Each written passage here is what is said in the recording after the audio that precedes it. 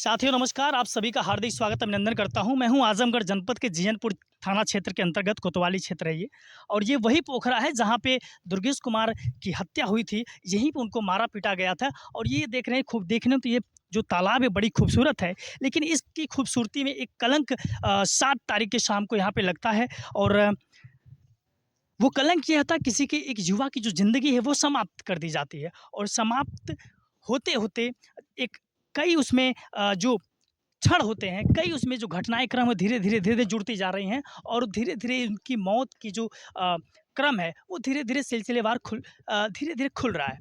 इसमें जो अपराधी हैं उसमें 5 अपराधियों की लगभग गिरफ्तारी हो चुकी है, जिसमें एक अभी भी शायद गिरफ्तारी के लिए पुलिस जो है सर्च ऑपरेशन शुरू कर चुकी है।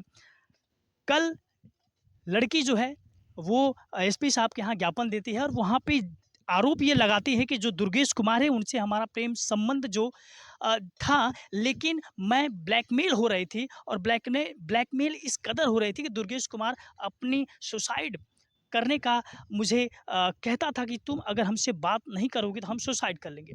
ये आरोप लगा रही है वो लड़की शमिता यादव।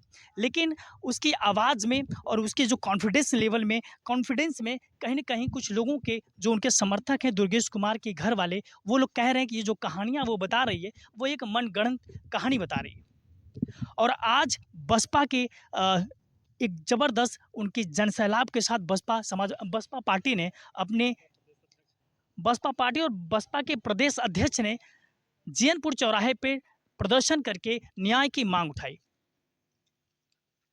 और उसके बाद न्याय अब कानूनी रूप से लड़ी जाएगी। लेकिन ये सबसे बड़ी जातिवाद का एक ऐसा जहर जो आपको देखने को मिला, जहाँ पे अब वक्त दुनिया कितनी आगे जा रही है, उस वहीं आज का दौर है जो मनुष्य वो जातिवाद की इस जंजाल में फंसा हुआ है। और आज मैं जहाँ खड़ा हूँ वो यही स्थान है जहाँ पे दुर्गेश कुमार को यहाँ पे मारा पीटा गया और यहाँ से बाइक पे जबरन बैठा करके किसी दूसरे जगह ले जाया गया, जहाँ पे एक कोई स्कूल बताया जा रहा है। और जो अपराधी हैं जिनके ऊपर मुख्य आरोपी जिनको बनाया जा रहा है उनका नाम ज्ञानेंद्र कुमार मिश्रा है। और मिश्रा जी के ऊपर यह आरोप लगाया जा रहा है कि उन्होंने ही उनको पॉइज़न की टैबलेट दी थी। और ये बयान दुर्गेश कुमार ने अपने मरने से पहले ही दिया है और ये बयान ऑन रिकॉर्डेड है।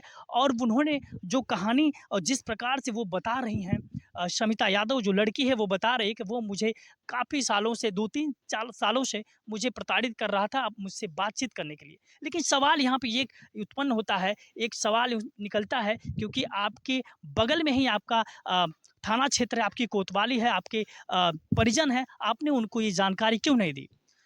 सूत्रों के हवाले से ये खबर भी सामने प्रकाश में आई कि कई बार इनके परिवार उन लोगों के बीच में बातचीत भी हुई, लेकिन बातचीत का रास्ता और ये खात्मा इतनी ज़िंदगी और इंसान के बीच में इतनी ज़बरदस्त होगी, ये कोई सोचा भी नहीं था। और आज जो वक्त है, दुर्गेश कुमार इस दुनिया में नहीं है, लेकिन आज लगभग 5-6 ज़िंदगियाँ जो हैं वो तबाही की स्थिति पे हैं। इस कदर हैं क्योंकि आपको जो लगता है कि जेल के अंदर जो ज़िंदगी है वो एक आमजन ज़िंदगी से कहीं ज़्यादा दुर्लभ है। और अपराध चाहे किसी भी धर्म और जाति विशेष का हो, अपराध तो अपराधी ही होता है। अपराध करने वाला अपराधी ही होता है। और कानून के बीच में अब ये सारी लड़ाइयाँ जा चुकी हैं। दुर्गेश कुमार का जो परिवार है वो मांग कर रहा है कि हमारे जिस प्रकार से घर का जो चिराग जो हमारे हमसे छीना गया है, अब उन्हें भी सलाखों के पीछे रखा जाए। लेकिन आज का जो बसपा का जो जन आंदोलन जो आक्रोश था, उन्होंने फांसी की मांग की थी।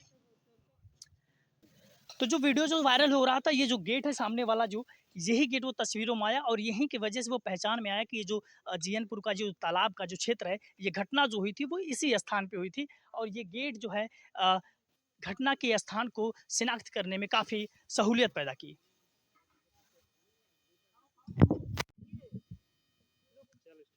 साथियों, ज़मीन से जुड़ी ही सारी खबरों को पाने के लिए चैनल को सब्सक्राइब ज़रूर कीजिएगा। सच्ची पत्रकारिता करने वालों का सपोर्ट कीजिए और अन्याय के खिलाफ एक बुलंद आवाज़ आप दीजिए, क्योंकि अगर आप अपराध को दबाने का प्रयास करेंगे तो एक अपराध नहीं, हज़ारों अपराध होंगे। और अगर जब आप अपराधियों के प्रति अपनी आवाज़ बुलंद करेंगे तो शायद अपराध जो होगा वो कम होगा और हमारे इस देश में एक अमन शांति की स्थिति बनी रहेगी।